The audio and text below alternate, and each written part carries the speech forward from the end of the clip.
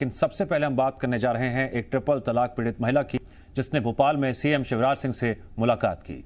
इस मुलाकात के दौरान सीएम ने महिला को भरोसा दिलाया उन्हें न्याय मिलेगा। सीएम शिवराज सिंह इस बारे में कर्नाटक के सीएम से भी बात करेंगे। सीएम शिवराज ने ओएसडी मकरंद देउस्कर को इस मामले को गंभीरता से लेने के निर्देश दिए। मुलाकात के दौरान पीड़ित महिला ने सीएम को बताया कैसे बेंगलुरु में रहने वाले उसके पति ने व्हाट्सएप कॉल पर उसे तलाक दे दिया और एक झटके में 19 साल पुरानी शादी को खत्म कर दिया।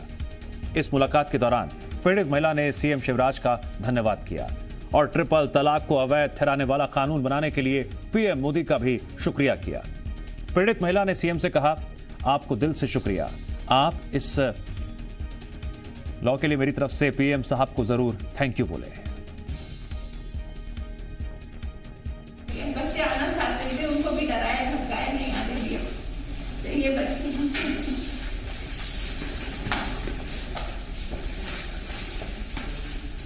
ये आपको न्याय मिले इसका प्रयास करेंगे। वहाँ के मुख्यमंत्री से भी बात करता हूँ। सब 31 तारीख को मेरे भाई के फोन पर व्हाट्सएप पे कॉल करके बस ये चीज बोली, तुम्हें समझ में नहीं आ रहा है, ये रिश्ता खत्म हो गया है, कुछ शादी में मुझे इसमें कोई इंटरेस्ट नहीं है, आज के बाद सब कुछ खत्म, मैं तुम्हें तलाक देता हूँ।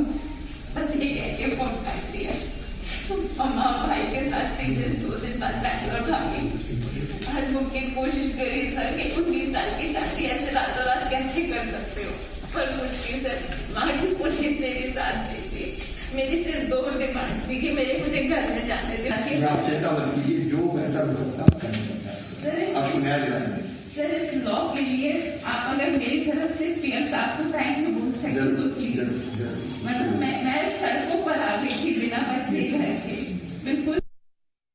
पुलिस की भी मदद लेनी चाहिए, किसी तरह से मुझे मेरे घर में पहुंचा दे बच्चों के पास, कि दोनों मेरे हक है, कि वो मेरा घर है, मेरे बच्चे हैं वहाँ। मैं कुछ गलत चीज की डिमांड नहीं कर रही थी, पुलिस ने बिल्कुल मदद नहीं करी।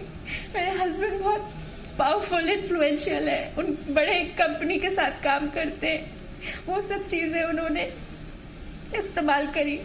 बड़े होटल के जनरल मैनेजर है वहाँ, वो सब कॉन्टैक्ट्स यूज करे उन्होंने मेरे खिलाफ।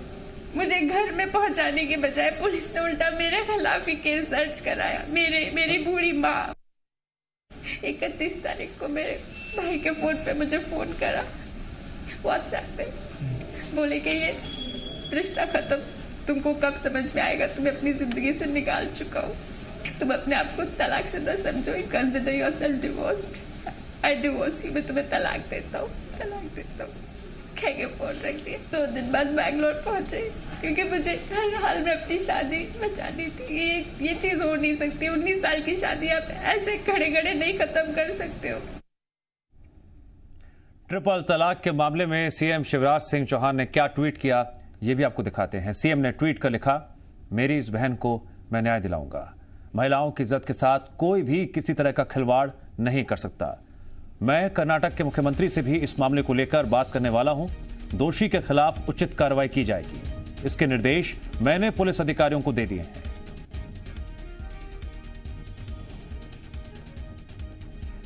और हमारे साथ संदीप भमरकर जुड़ गए हैं, जी मीडिया संवाददाता। संदीप, ये सिर्फ एक खबर नहीं है, ये सिर्फ एक मुद्दा नहीं है, एक पीड़ित महिला जो दर-दर की ठोकरें खा रही थी, न्याय की गुहार लगा रही थी, मुख्यमंत्री शिवराज सिंह चौहान से मुलाकात की। मुख्यमंत्री ने आश्वासन दिया और यह भी कहा कि मैं कर्नाटक के मुख्यमंत्री से बातचीत करूंगा। देखिए, सबसे अहम बात यह है कि तुरंत कार्रवाई की गई है और ट्रिपल तलाक को लेकर जिस तरह से कानून बनाया गया था उसका ये फायदा मिलता हुआ नजर आ रहा है। पीड़िता की बात आप सुन रहे हैं, समझ रहे हैं कि वो किस कदर परेशान है, और अब उम्मीद किसी कानून को लेकर है जो कानून केंद्र सरकार ने हालिया पिछले साल ही बनाया है और उसको लागू किया है। इस कानून के बाद में मध्य प्रदेश में पीड़िता ने इसका इस्तेमाल किया और एफआईआर, पहली एफआईआर आज दर्ज की गई है। एफआईआर तक की बात सीमित नहीं है, बल्कि मुख्यमंत्री ने कहा है कि यदि पीड़िता के पति ने व्हाट्सएप कॉल पर ही तलाक कहकर तलाक देने की कोशिश की हो, लेकिन ये गैर कानूनी है और इस मसले पर जो भी कानूनी सहायता हो सकती है तो मुख्यमंत्री से, कर्नाटक के मुख्यमंत्री से खुद भी मिलेंगे। इस मसले पर डीजीपी यानी पुलिस डिपार्टमेंट भी कर्नाटक के पुलिस डिपार्टमेंट के साथ में बात करेगा और इस मसले को सुलझाने की कोशिश करेगा। जो एफआईआर है, इस एफआईआर में पीड़िता की तरफ से ये कहा गया है कि उसका जी। पति आरोपी है, यानी कानून का उल्लंघन किया है।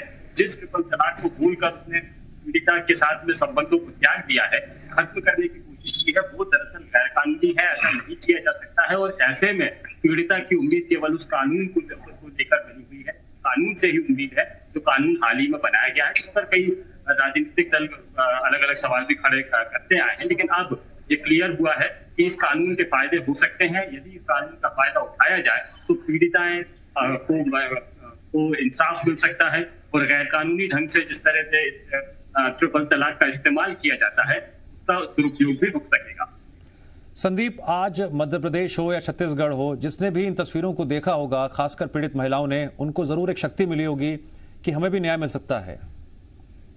बिल्कुल, अभी तक तो कानून था, कानून के तहत शिकायतें भी उतनी नहीं आ रही थी, लेकिन यह पहली ऐसी शिकायत है जिस शिकायत के बाद में तुरंत एक्शन हुआ है, FIR दर्ज कर दी गई है, आरोपी से संपर्क करने की कोशिश भी की जा रही है, और ये बताने की कोशिश की जा रही है कि ट्रिपल तलाक गैर कानूनी है, गलत तरीके से किया जाना गैर कानूनी है।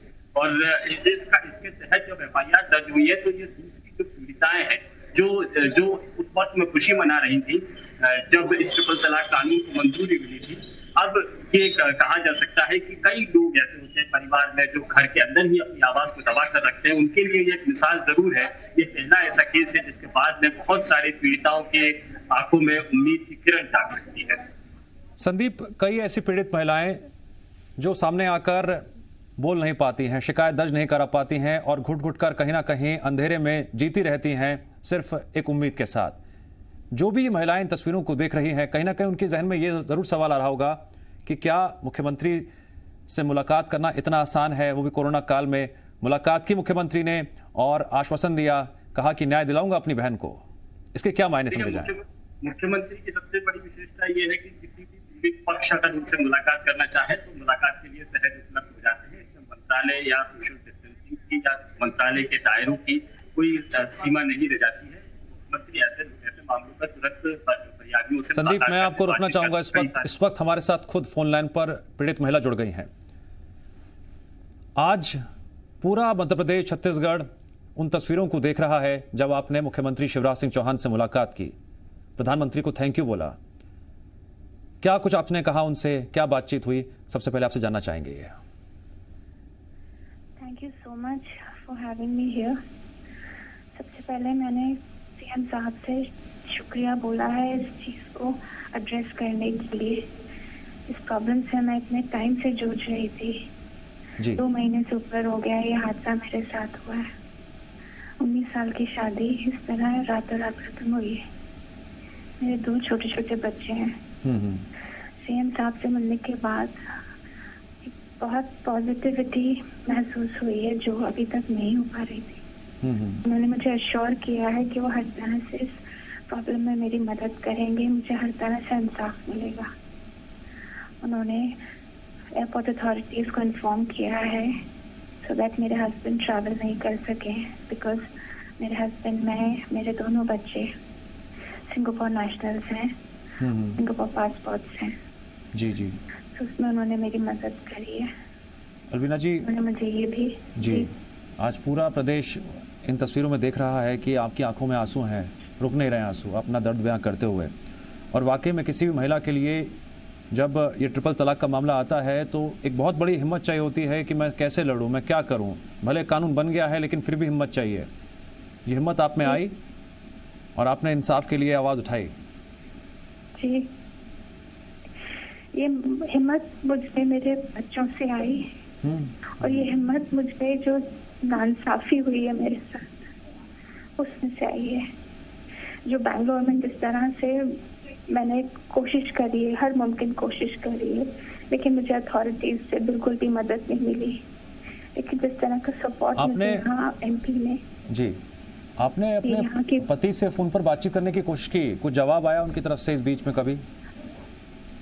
सर, जब ये 2 महीने पहले ये हादसा हुआ तो ये चीज तब से मैंने मुमकिन पूरी कोशिश करी है कि मैं हर तरह से रिकंसाइल कर लूं और ये शादी को बचा सकूं। तो उन्होंने कम्प्लीटली डिस्कनेक्ट करा था मुझे खुद से, बच्चों से। और फिर 31 की रात को यकायक मेरे भाई के फोन पर कॉल करके, व्हाट्सएप कॉल के थ्रू उन्होंने ये तलाक दिया है मुझे। अलविना जी, आज पूरा प्रदेश ये भी जानना चाहेगा इन तस्वीरों को देखने के बाद, जब आपने मुलाकात की मुख्यमंत्री से, कैसे आप पहुंच पाए उन तक? इसमें यहाँ की एमपी पुलिस का बहुत योगदान है। भोपाल के हमारे मेयर आलोक शर्मा साहब, उन्होंने बहुत मदद करी है मेरी जी।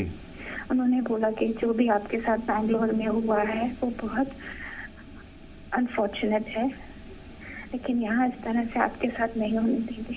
और जो उन्होंने चीज कही वो एक्चुअली करके दिखाई। अलविना जी, आज प्रदेश की कई महिलाएं जो ट्रिपल तलाक कानून को जानती तो हैं, समझती तो हैं, लेकिन अंधेरे में जी रही होती हैं, घुट-घुट कर जी रही होती हैं।